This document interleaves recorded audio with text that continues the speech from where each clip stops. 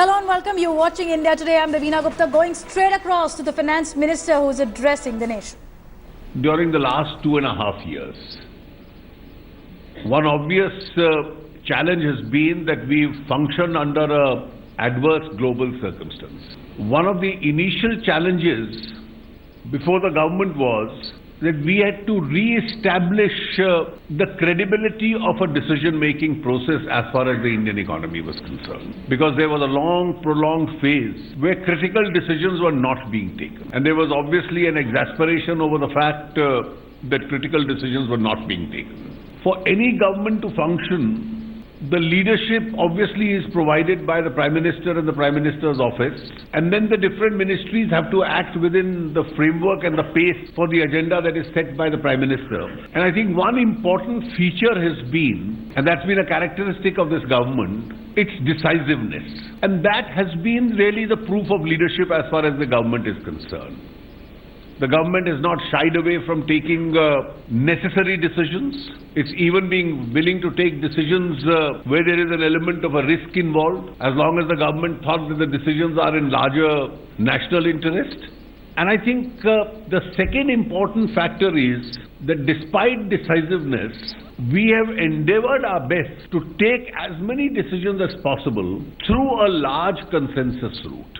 We've not delayed those decisions indefinitely for want of consensus, but we've created an adequate space and environment for that consensus. And if you look at some of the important directional decisions, I think one of the obvious decisions which had been pending for a long time, that different sectors of the economy needed to be opened up. They needed to be opened up because you needed a lot of foreign investment into the country, because foreign investment also is one of the important engines which Indian economy required for growth. There were also those sectors like insurance which required changes in legislation, which can obviously be brought about through a larger consensus. And there were several areas which could be done through executive decision making. We used both the instruments. We simplified those procedures. And the effort of the central government has been that we must ease the environment in which business is to be done in India. And I must acknowledge at this stage that for the kind of steps we have taken, we still have not got from international agencies the full recognition for the effort that we've put in. We learned from one experience of the last government, and that one experience was that vestige of too much discretion in the hands of the government can in the long run prove to be counterproductive. So the decisions with regard to coal mining, minerals, spectrum, where there was a lot of flexibility and discretion in governments, eventually led to finger pointing, cancellation of contracts, disruption of business environment, and then the energies of the government being frittered away in trying to firefight. We learned from that experience, and therefore one of the initial acts of the government was that some of these critical economic decisions should be taken through a market mechanism which is fair and objective, and government discretions must maintain an arm's length distance. Making sure that state support and subsidies reach the right people and therefore are rationalized has been discussed for decades but never implemented. We implemented that. There is still a lot of work in progress. The Aadhaar legislation has proved to be an important catalyst in that regard. It's led to a lot of savings, it's led to a lot of direction where subsidies reach the most deserving and don't reach those who don't need them. We are still in the process of executing our taxation changes. A lot of distance has been covered as far as the GST is concerned. It's again the consensus approach that we've been following. And one of the objects has been that since the GST Council is a federal decision-making process, and the manner in which it functions in the initial years will lay down a precedent for the future, rather than resort to votings and divisions on every small issue, we've been trying to discuss, rediscuss, prolong discussions and then reach a consensus. And so far, most of the major issues we've been able to resolve through that consensus. Only the last stages remain, and I do hope we are able to resolve that by a larger consensus also. And this form of functioning of the council where discussions and consensus is a preferred option is a precedent we are trying in this federal decision-making body to establish. We also have parallelly reforms going on as far as the direct tax structures are concerned. And if you have seen from the insolvency bill to the GST to now the decisions in the council, our preferred option has been consensus. And we will hope to exercise that preference itself. I'll just make one last comment before I leave it over to you. I'd already yesterday discussed with our friends based in Delhi the recent decision of the government to cancel as a legal tender the 100 and rupee 1000 notes. We have to ensure that at the earliest the requisite replacement currency is available with people. We do believe we don't need to rush in the initial days because people have a lot of time till 30th December with the entire banking and the office system. Therefore, the more the deposits and the spread out, the more will be the convenience to the people itself. I had indicated yesterday that the banking department and the Reserve Bank has taken all necessary steps to keep banks open to the extent it is necessary, also open on the weekends, so that the number of people coming to the banks could be entertained.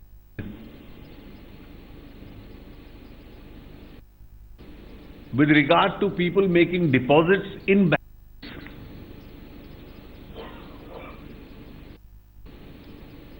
well, small deposits are made. Nobody will face any questions or any harassment of any kind.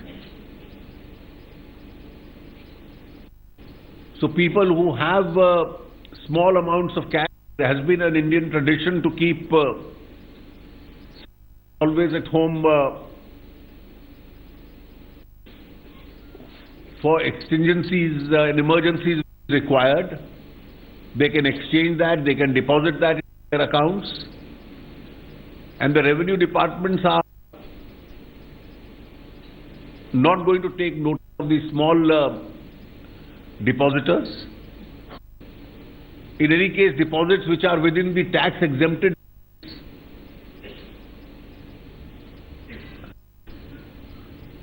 can always be made into the banking system without any questions being asked.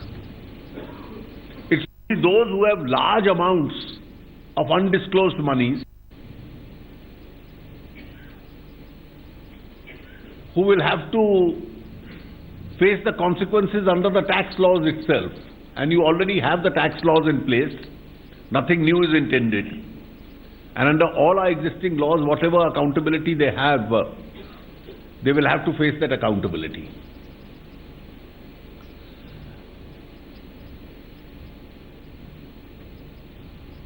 I've already explained yesterday the advantages that this is going to have, and therefore I'm not going into those details. But overall, I do feel that notwithstanding the constraints of global economy,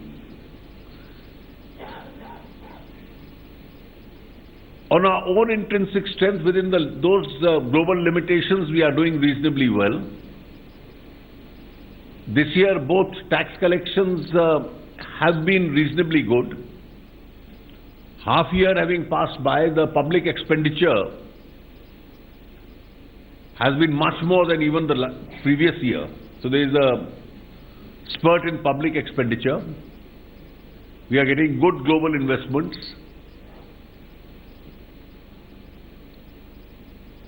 And local demand also is picking up.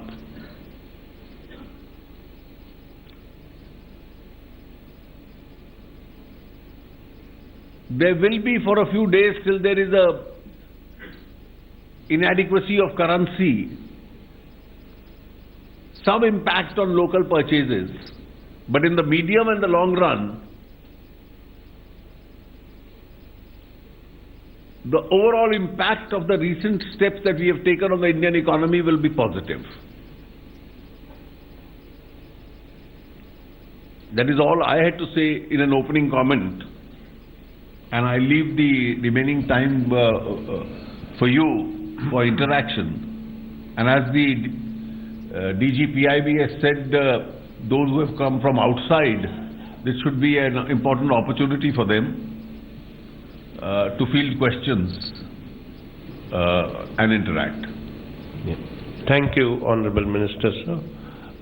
Let's start with 25 here. Please identify your name and organization. Hello, अपना नाम और अखबार का और राज्य का नाम दोनों बताओ। मैं रजनीकांत वशिष्ठ लखनऊ से नॉर्दर्न इंडिया पत्रिका। मेरा सवाल सिर्फ यह है कि शहर में तो दिक्कत नहीं होगी, लेकिन गांव देहातों की जो पब्लिक है, शादियों का सीजन है, तो वो वहाँ एक खास किस्म की पैनिक है, तो वहाँ कुछ विशेष इंतजाम क्या सरकार करेगी? देखिए, पूरा देश भर में 1.25 लाख बैंक्स का और उसके अतिरिक्त बहुत अधिक मात्रा में देहात तक डाकघरों का एक बहुत बड़ा नेटवर्क है, और ये नेटवर्क अपने आप में काफी मात्रा तक पर्याप्त रहेगा। इसके अतिरिक्त कोई व्यवस्था करनी है तो अभी इसको आरंभ होने दीजिए, तो इसमें कोई अतिरिक्त आवश्यकता होगी तो उसके ऊपर भी हम लोग विचार करेंगे। Yeah, please, 42. Yeah. Hi, my name is Sajid Mangat. I'm the national news editor for Bloomberg Quint. I'm coming from Mumbai.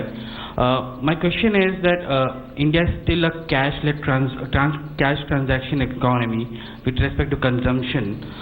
We have removed 86% of the currency in value from the market. How will it impact the consumption as? Well, in the short run, it could, but eventually, a very large part of this currency, which is being removed, was also lying static. And therefore, once over the next few weeks the replacement takes place, I think the current levels of consumption then will eventually have to gradually come back. Is there an amount of static currency estimate which the government has? The banks have their own way of calculating depending on the number of times a particular note is used, because then it requires a replacement. I'm not venturing to get into that, but there is a significant part of it which has been lying static. Sir, here, sir. Yeah, the Chief Economic Advisor wants to say something. You see, in response to that question, I think you have to remember how to, one way to think about it analytically is that to the extent that some unaccounted wealth will be affected, right? So, I mean, that's one side. But instead of seeing it as a reduction in wealth of, the unaccounted wealth, it should be seen more as a transfer of that unaccounted wealth from the private sector to the government and public sector. Because remember that the unaccounted money that doesn't come back, which of the notes that doesn't come back, is a boost to the RBI and therefore eventually the government. So it is not a wealth reduction in the economy, but a wealth transfer, so that if the private sector spends a little bit less, the government can always take offsetting action so that to keep overall activity, as much as it should be. So don't just think of this in terms of a wealth reduction of unaccounted wealth. It's actually a transfer. Yeah. Sir, I am Majid sir from Hyderabad, representing Itamad Daily. My question is, with this new process of changing that currency notes, what is the government's target to unearth the black money, sir? What is the government's target to unearth the black money? Well, I've already elaborated yesterday the kind of steps we've taken the black money law for monies abroad, the IDS scheme, the Benami law, the prosecutions in the HSBC, Liechtenstein cases. There are a huge number of actions that the government has taken over the last 2 years. Sir मैं सत्यव्रत हूँ, business standard Hindi Patna से। ये 500 और 1000 रुपए के जो note बंद हुए हैं, इसकी वजह से गोल्ड के सोने की खरीद काफ़ी बढ़ी थी, तो इसके कारण क्या गोल्ड बिल जो इंपोर्ट बिल है वो बढ़ेगा, उससे बैलेंस ऑफ ट्रेड क्या इम्पैक्ट होगा? देखिए, कुछ दिनों के लिए लोगों को लग सकता है, लेकिन जो लोग गोल्ड बेचेंगे भी, उनको भी तो इस कैश की अकाउंटेबिलिटी कहीं ना कहीं देनी पड़ेगी। वहां भी पैन कार्ड रिक्वायरमेंट है। वहां जब आप कहोगे कि सोना बेच के इतना कैश हाथ में आया, तो किस ग्राहक को बेचा? Sir, good morning. My name is Shashwat Gupta Ray, and I represent Gomantak Times from Panjim. So I'm going to ask you a very regional question, a regional economy-based question. So Goa economy has been traditionally heavily dependent on mining, and then mining ran into rough weather, then we got into tourism, and then again Russian economy faltered and we had problems in tourism also.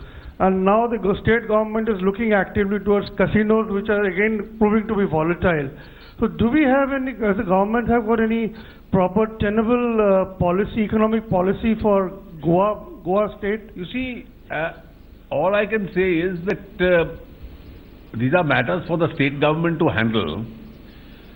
But as far as the mining in Goa is concerned, I think a lot of restrictions which have taken place have now been lifted. And therefore that part of the economy should get moving. Yeah, please. वित्त मंत्री जी, this is Suresh Bhatevara representing Lokmat from Mumbai, Maharashtra. मैं आपसे एक बात पूछना चाहता हूँ. So the finance minister is at the economic editors conference in the capital and talking about the landmark move which was announced by the prime minister. The onus is now on the banks to ensure smoother rollout as they open today. The finance minister has said very categorically that it's only the large undisclosed amount of money which is lying with people. Those are the people who will face issues. Otherwise, small investors need not worry. We'll keep a continuous track on how Arun Jaitley has warned evaders and the message coming out of this conference.